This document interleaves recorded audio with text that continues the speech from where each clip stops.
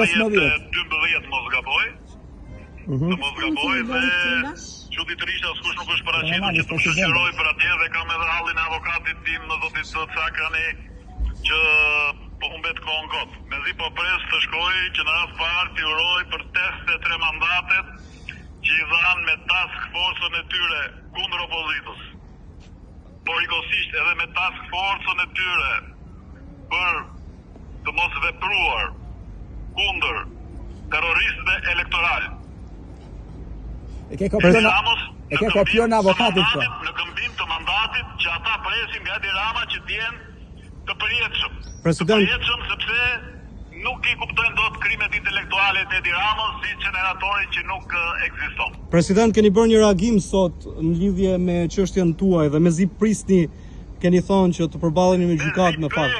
Dhe nuk kam kur ndërmend të kërkoj as mbyllje me procedurë asgjë, mezi po pres në sallën e gjyqit ku do jeni ju, ku do ketë gazetar ndërkombëtar, në mënyrë që të shikoni ato shkrimet e Meropazës edhe të tjerëve si Mero që kanë bërë ata dhe që i falenderoj këta të sfakut, edhe të shikojmë edhe faktet, edhe provat se çfarë është kjo organizat në shërbim të veprave të Edi Ramës. Pjell e një votimi antikushtetues me 69 vota të prokurorit përgjithshëm Arta Markut, që zgjodhi KLP-n në mënyrë të paligjshme dhe pastaj zgjodhi edhe këta. Kështu që mezi po pres, nuk do të ketë kur kërkesë nga Ilir Meta për mbyllje me procedurë, siç nuk ka patur as në të kaluarën.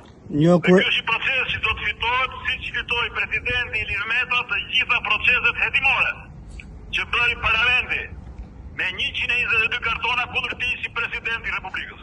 President, në lidhje me rezultatin tuaj personal në garën, keni një koment? Është artikuluar shumë çka. Falenderoj 8.000 herojnë që votuan për Ilir Metën, që u rrëmbyen atë mënyrë terroriste, me vetdije, me firmën e Altin Tumanit edhe të kolegëve të tij. I falenderoj të gjithë ata shokë miq që punuan, por që u tradhtuan nga një maskara i cili me porosin time është President mbyllë President mbyllë se po me prokurori.